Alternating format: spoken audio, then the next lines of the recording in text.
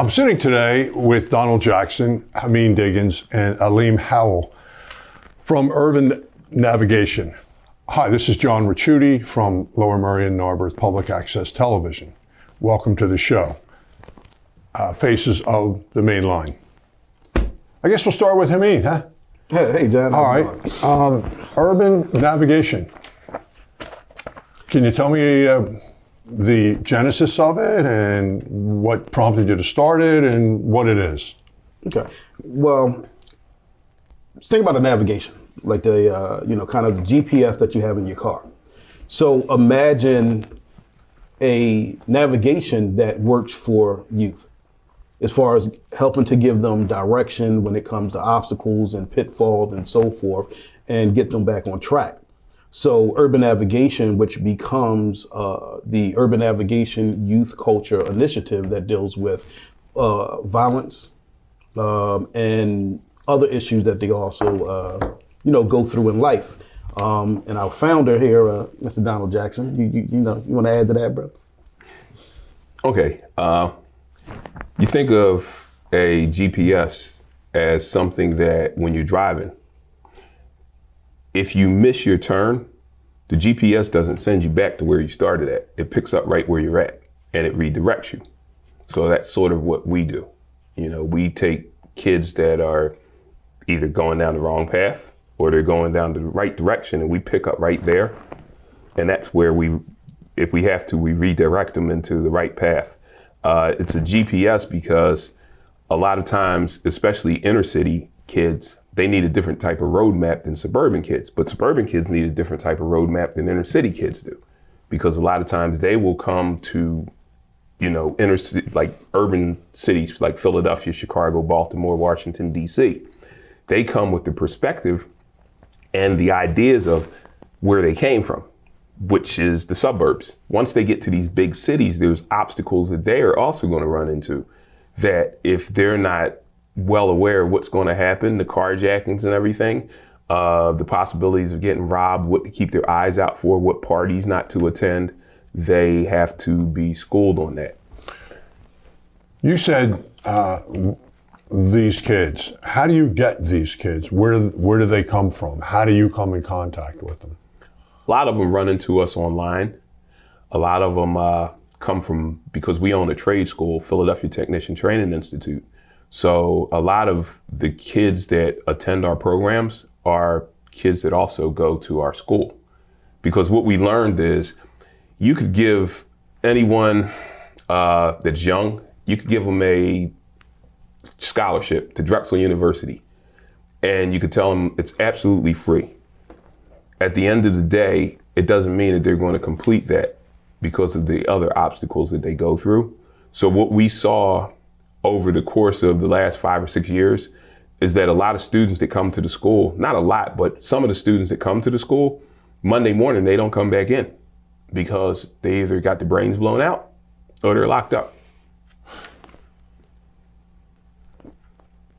How did the school start? How did the program start? Who started it? I know you did, but and I have a business partner, Sherman McLeod. He's the CEO there. We were entrepreneurs for the last 34 years, 35 years. And one day we were just talking that, we need to give these kids an opportunity to be job ready and to get out of this mentality of, minimum wage. So we started thinking about it. We started speaking to some of the state representatives and other politicals, and we started building the school. Later, we got out of the public sector of it, and we got Title IV funded. Where we're like they just come and get guaranteed student loans, Pels and FIAs. That was the way to go because sitting there depending on grants isn't, Second paragraph of your resume. Not your personal one, says when it comes to youth violence, most so-called experts, I don't know who the experts are, do not relate to or fully understand the culture in which violence exists. When the topic of inner city / suburban violence is discussed, the first excuse for this existence is always pointed at low socioeconomic status. Now, I don't know who wrote that, but you obviously thought of it collectively. Right. Tell me, what? When I was writing that, it's because I did some research and I looked at different organizations that would definitely be trying to do the same thing that we were doing. But what I notice is, and what I see, is that they fail because low socioeconomic status, these kids are wearing $600 Yeezy sneakers. That doesn't qualify for them being in a low socioeconomic status. A lot of them come from good households, 2 parents. Parents send them to college. So economics has nothing to do with it. See, at the time, a lot of people weren't up to social media. Social media now is what drives a lot of these arguments and confrontations. It starts on social media, and here's the difference with the suburban thing. Kids in the suburbs that get bullied on social media may commit suicide. Kids in inner city that get bullied on social media commit murder. It's 2 different things that end up the same way. Somebody dies. So our idea was to try to do something about that. So I'm going to go off a little bit and say, do you contribute that to a lot of the gun violence currently in Philadelphia? 80 murders as we speak so far this year. That's 40 a month. Do you contribute to that? Yes, a lot of it does contribute to that and other factors. But you could be on one side of the street and what happens over there is due to one factor, and you could go 2 blocks away and it's totally on something else. It moves all around. And this is the reason why now the suburban communities are starting to get results of the inner city gun violence, because a lot of the kids in the suburbs are friends with kids in the inner city. So when they come up to the suburbs to see these kids, they bring their problems with them. I'm going to ask you a leading question. Do you think that COVID affected the emotional development and well-being of kids, inner city and suburban?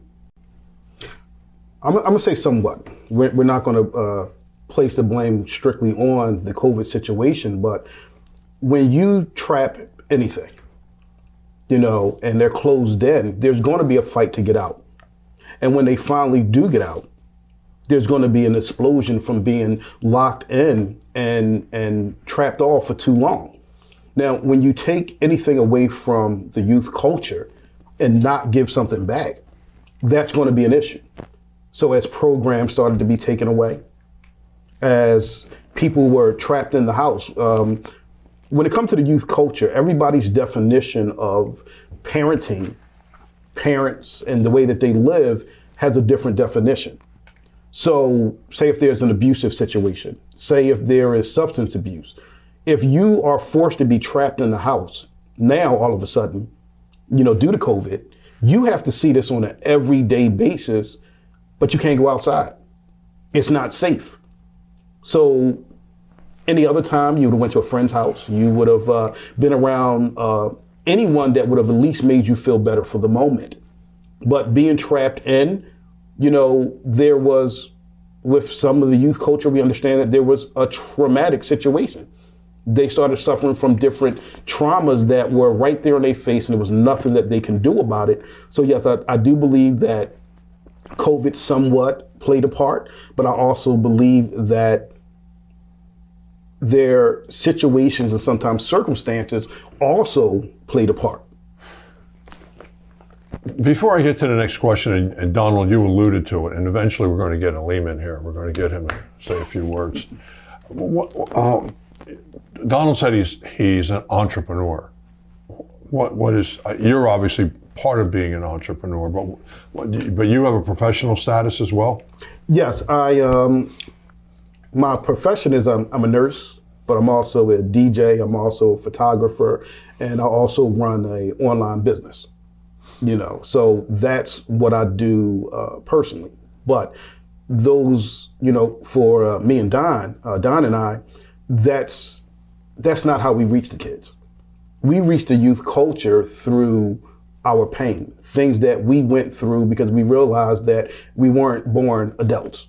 We realized that In our generation, we had our own pitfalls. We tripped over a few things. We got back up, and we understood that generations change, but we couldn't help them based off of our generation handbook. We had to make sure that we met them where they were at. We had to update the handbook that maybe once upon a time, just a little march up the street may have helped and so forth. We understood that generations had changed, and we began to give them a voice and speak to them, but also let them know that we understand them based on our story, our pain, things that we went through, not necessarily based off of our success. You referred to our pain, and you specifically said your personal pain. Right. What do you care to elaborate on that? Sure. So for me, I grew up in foster care system. I grew up in group homes. I went through homelessness, had parents that suffered from substance abuse and different mental issues. So for me, I understood that pain, it didn't define me. It actually made me better. Because if I did not go through that, I would not be able to understand what some of the youth culture goes through today. We often tell them that sooner or later you're going to run into yourself and you have to have something to say.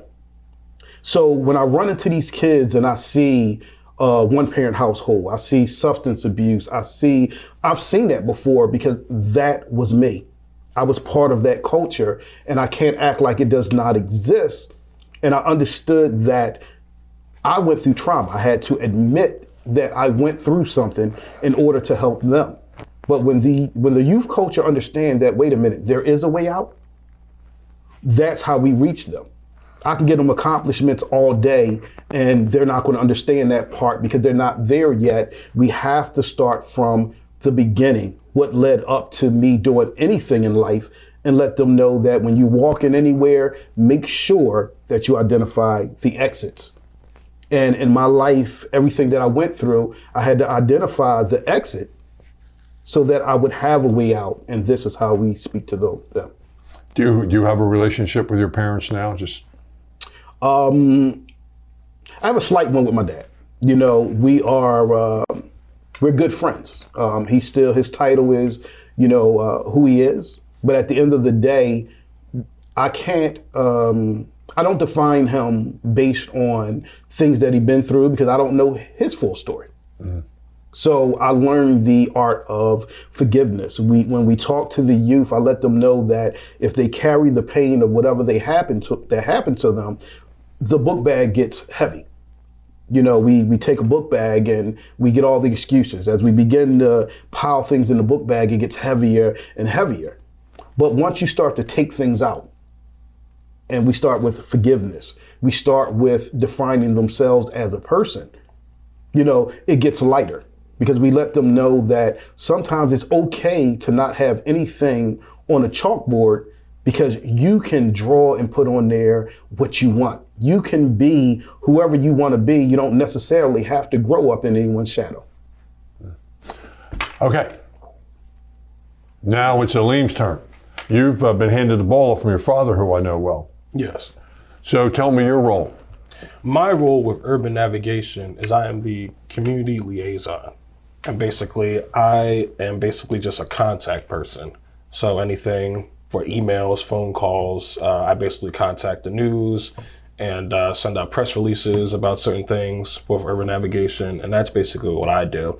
And I also want to add that these two gentlemen right here, Don is best friends with my father. And Hameen is a family member. He's our cousin. And they're very good at having good leadership in this urban navigation role. And Hameen is also the president of Race for Peace now. And my father handed him that title now. And now Hameen's basically taking over. And then it's a very good thing that urban navigation was started in 2021, because even I was thinking, what could Race for Peace do with the youth, specifically just for the youth? And I couldn't figure anything out. And it's a good thing that Don and Hameen basically figured out the answer, and they started a whole nother nonprofit organization through it. So that's a great thing, and it's great. And also, Don and Hameen, their intentions are really, really good for the youth. They're not here they're not OGs or having any hatred towards the youth. They want to see the youth succeed. I know Hameen firsthand. He's a very good father. I am an OG. Yeah. Hameen is a very good father. His sons, who are around my age group, and we're millennials in our 20s. And these two great men will be good leaders for the youth. They're not going to, there's no shade. They want to see them succeed. They're not trying to pull them down. There's no hate. There's nothing like that. So when they go and have events in the future for urban navigation, the youth are going to be able to connect to Hameen and Don, and they're going to be able to see that these two men, old enough to be our fathers and stuff, they're going to be like, man, they're cool. They're not shady. They're not hating on us. They want to see us succeed, and they want to work with us and try to help us and build something together. And that's great. And what urban navigation can also do for the youth is, I don't know, the ATV dirt bike riders, that's something that Don handles really well with the Philadelphia Technician Training Institute, helping teach the youth how to build the dirt bikes and repair the dirt bikes. What he's speaking of is Philadelphia Power Sports Commission, but that's connected with urban navigation. Right. It's a program that we developed to, first you have to get the youth's attention. You can't just tell them you're coming in here to learn some lessons that are going to save your life. They have to be attracted. So we use music because, everybody's into some form of music. We use power sports because if you look at it, I don't care if you're from the richest guy in Bucks County to the poorest kid in Kensington, you're on some kind of power sports. ATVs, four-wheelers, motorcycles, dirt bikes, ski mobiles, anything that moves with a little motor. For the younger kids, we use bicycles because I don't know if you've seen, but lately there's a big run on kids wheeling down the street and they do this swerve thing where they're riding head on into a car and then they just swerve on one wheel to the right. So what we teach the kids are their kids in the suburbs that go and get $50,000 an event for doing the same things that they're riding down Broad Street getting ready to kill themselves. And there's kids that are getting paid $50,000 an event for doing the same exact thing. Another part of our program, one that gets a little controversial, is we teach them gun education. Now, I can elaborate on that if you want. Well, I would expect you to. You because you opened the door for me to ask you that question. Okay. Gun education, it's not tactical training like some people may think. Gun education is something that I always contrast lifestyles to what works and what doesn't. So I look at kids in the suburbs. A lot of them at 6 years old, their father gives them a cap gun, all 5 brothers. And he says, I don't want to see the barrel of this cap gun pointed at me, your mother, your brother, anything other than that target on the wall. But Dad, it's a toy gun. I don't care. There's a point I'm making. If you do anything other than what I'm telling you to, you're going to get in trouble. I'm going to take the gun and that's going to be that. At 7 or 8 years old, they get a BB gun. 9 or 10, they get a rifle. They go into their uncle's 30-acre backyard and they're shooting rabbits and deers and everything.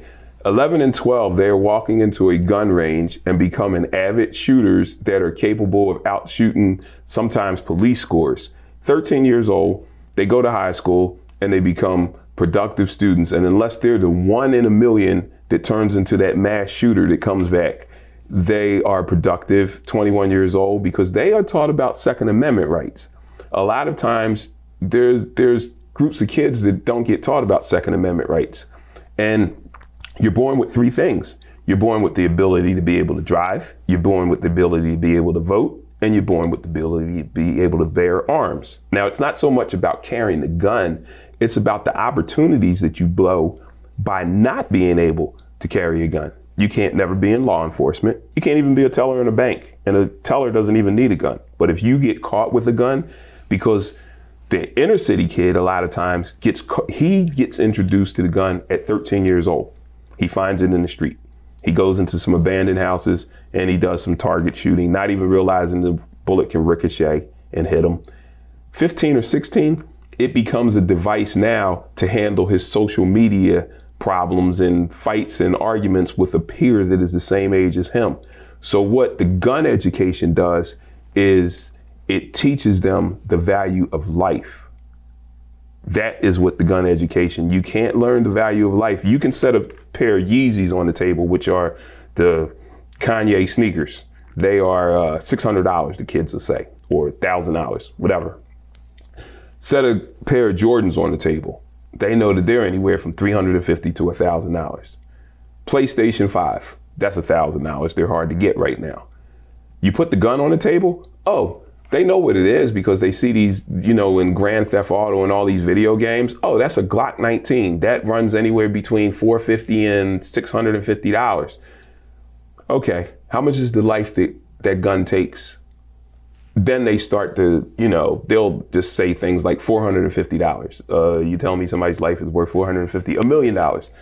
You don't know the life that it took. What was that person going to be? Were they going to be just a bum on the street? And I would say even a bum on the street, he gets $1 million for his life, $2 million. Or was he going to be the next Barack Obama, which now you're into trillions of dollars and a whole world loss of, he could have been the next Steve Jobs. He could have been anything. So the answer is it's invaluable. People's lives are invaluable. If you teach them from a young age, what you're doing is you're starting the next generation to understand and you're recreating so that now they don't follow the same thing as these kids that they're looking up to and thinking, no, he's cool because he has a gun and he's in the middle of the street shooting it out. And they learn differently. And you know, it's the same with the suburban kids. That's why you don't have these kind of problems in the suburbs, mostly. But now it comes to a theater near you because now it's working its way up to the suburbs. Yeah. I like it comes to a theater near you. Yeah. Did you want to say something before I asked? I want to go back to what Don said earlier. Yeah, because another thing too that Don and I understood too was that a lot of people dance around the problem when it comes to the youth culture and guns. You know, we understood that at the end of the day, we're not qualified to take the guns out of the youth culture's hand, but we are qualified to give them a reason not to shoot. So that's part of the gun safety education, is that if they learn to value their life, they will learn to value others' lives. And that's part of the whole program, because at the end of the day, if you don't tackle the problem head on, then it's going to become more of an issue down the line. And also, John, just to add something else before we all might forget, there's also a location for urban navigation, and that's at Billy Penn Studios in Old Kensington, Philadelphia, room 210. So then all the youth can come to support and get guidance and mentorship by Hameen and Don and whoever other millennials they attract to help the youth guide them at the Billy Penn Studios. And they have a music studio set up and everything set up there. And that's room 210. And then also for more information, our viewers, they can go to billypennstudios.com for more information. Okay. Who said, and I want to go back to what you said, and then I'll ask you another question. Who said, and I don't mean specifically who specifically said it, violence within youth culture varies from section to section. You said that earlier. Yeah. Neighborhood to neighborhood, block to block. Correct. What does that mean to someone that doesn't understand? Okay. The suburban person who doesn't understand that language. There is a different reason as to why there is any kind of gun violence. People who are doing carjackings, for example, that's in a lane all by itself. That has nothing to do with beefing or anything like this. It has to do with stupidity, thinking that you're going to make a quick dollar fast, you know, and it ends up in a bad situation. You can go into another neighborhood and they're battling over drug territories. That is probably one of the least reasons these days. This is why I'm saying a lot of people are carrying the 80s, 90s, and early 2000s into what is now 2022. It's a whole different situation out here. People don't even stand on the corners and sell drugs. I mean, you can go in certain areas and they do, but now a lot of times guys are like doing things on the phone, if you're a drug addict, you just call your local delivery drug dealer and he pulls up to your house or whatever. You know, it's a whole different thing. So it's not the turf wars and all of that kind of stuff.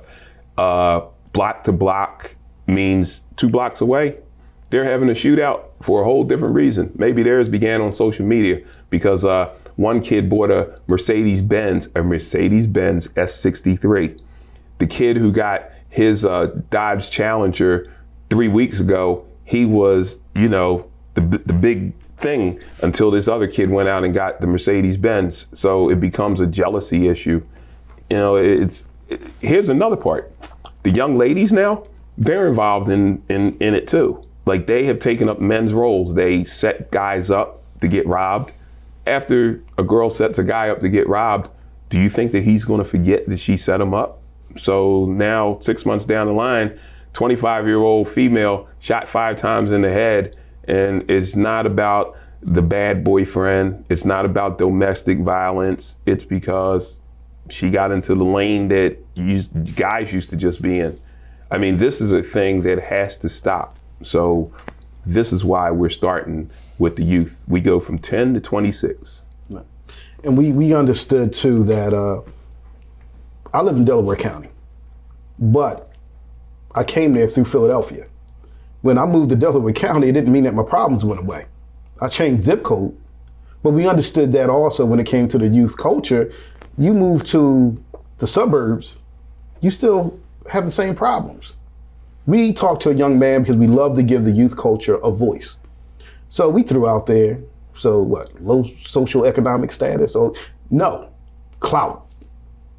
It's about the clout. I want to be the man on the streets. I want a position. And we often give the youth culture our definition of what's wrong with them. But if we don't talk to them, we'll never really find out how to help them if we don't give them a voice in order for them to tell us. So if someone says, listen, there's no programs and so forth for me, so I got to go out here because the streets are showing me love. My parents ain't got no love for me, but the streets love me. We have to sometimes redefine some of the definitions that have been given to them incorrectly. And this is why we give them a voice. We listen to them because that way we know, okay, I know what you need. I know how to help you because you just told me, instead of coming up with excuses, once again, based on our generation and things that happened then. You know, I had a young man tell us that, well, we grew up watching your generation and we wanted to be just like that. But the difference is y'all grew up, you know, y'all start having cookouts and picnics and now everybody gets along, but y'all never came back to tell us that it was over. So they were still beefing with neighborhoods and different sides of the street and so forth based on something they couldn't explain. They just thought that they had to do it. It's something that they were going to keep going on because no one told them that it's over. We knew as OGs, we OGs, right? Yeah, we OGs. Yeah, you know, OGs. we knew that we had a responsibility. Because like I said again, we weren't born grown. We had a responsibility to listen. We had a responsibility to give back. We had a responsibility to help lead them and be the GPS that will, if they need a detour, if the youth culture needs an excuse, Don and I will be their excuse. If we got to make a phone call and say, listen, look, it's an emergency, tell your friends you got to go somewhere, we'll be that. We understood that we had to meet them where they at. This is for the four-wheelers, the bicycles, so forth. You have to understand the culture in order to help them. You can't give the culture an old excuse and think that you're going to help them. We had a kid tell us, this is no shade to any buyback programs and so forth. The kid told us, so when I gave up my gun, that was my old gun because I have a new gun. But I was very thankful for the $100, little gift certificate because we all got lunch. And this is something a lot of people don't understand because we're fixing a problem based on what we think, not what we know, but what we think because we're not listening. We're not giving them alternatives. giving them a different perspective. Don and I tell them all the time, listen, the mistakes that you make today, it will define who you are tomorrow. So listen, whether you listen to me or not, allow us at least to talk to you and give you another way to look at things. All right, Don, you got the last one because we're running out of time. Tell me about the school. I'm interested to hear about your school. What trades you teach there? Okay, Philadelphia Technician Training Institute was founded by Sherman McLeod and myself back in 2008. We started off doing automotive because that's what I had an automotive shop for 30-something years, so did Sherman. He also used to be an engineer at Johnson & Johnson Medical. So he used to take $350 million to $500 million of Johnson & Johnson's money, and he would go make a contraption. They would tell him, go make a contraption. So he would get a team, they would make a contraption. They would come back in 6 months to a year, test the contraption out for 6 months. It worked as according to plan. Then he would go down and fire 5,000 people because that product that he made just eliminated 5,000 jobs, which of course Johnson & Johnson loved. So we did automotive first. We did automotive technicians. Our second course that we did was manufacturing, because the people in the industry kept telling us manufacturing is a dead situation. Well, if it's dead, how are they putting up buildings and everything? Everything that is done in manufacturing, Pepsi, Coca-Cola, Kraft Foods, Nabisco, all of these companies do manufacturing. So manufacturing is not dead. Our next course was welding, which became one of our biggest courses at the time, because there's MIG and TIG. If you successfully complete TIG welding, which is the aluminum, we have a kid who makes $3,250 a week. That means his take home is $5,000 a week, and he has 5 felonies. So he is a big success story. We also have medical instrument sterilization. We have concrete, masonry, bricklaying, and we have steam fitting and pipe fitting. The unions are constantly recruiting our students because we have a huge welding facility. Like, our welding theater is probably one of the biggest over here. We have over 200 welding booths, and we have lots of equipment. We have a plasma cutter that is capable of making William Penn a new hat on top of City Hall. We get these kids jobs. One thing that comes with our school is we guarantee that we will get them a job. How most schools, when you graduate, they tell you, okay, these are companies you're hiring, good luck, kid. We guarantee that they are going to get a job. We set them up with interviews. We have relationships because we used to do workforce development. That's how we started out. But the grant thing isn't something that we wanted to sustain. We'll get grants if they're available. We're getting ready to put another building up. It's like a $7 million project that we're doing. But even back to with the urban navigation, we put $200,000 into urban navigation to just start out with. We cannot continue to do this without getting grants and everything and funding, but we'll go after that later. We wanted to make sure we had a comparable product to be able to show first. We didn't want to be like the ones, oh, if you give us some money, we can do this and do that. No, we did it anyway. We've got bikes, we've got trailers.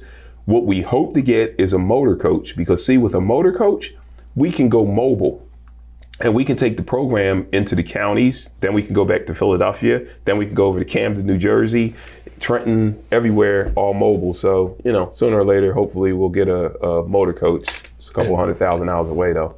And Don, there's also... You got the last word because we're past our time. Okay, and then Don, the website is urbannav.com. Yes, it's Urban Nav with no, it doesn't have the whole NAV. NAV. It's spelled URBANNAV.com. And they also have, they also have a Facebook page. And it's an Urban Nav. The Facebook page is Urban Navigation. Urban Navigation. Yeah, at Urban Navigation. Urban Navigation Facebook page. We just didn't want to buy the whole Urban Navigation name for $5,000. I think somebody. Yeah, was why would you asking do for it. that? You don't have to. Listen, I really had a great time talking to you guys, and I'd like you to come back if you would. Absolutely. We can do something later. So with Donald, Hameen, and Alim, this is John Ricciutti. I hope you enjoyed the show, found it educational, informative, and entertaining. Thank you.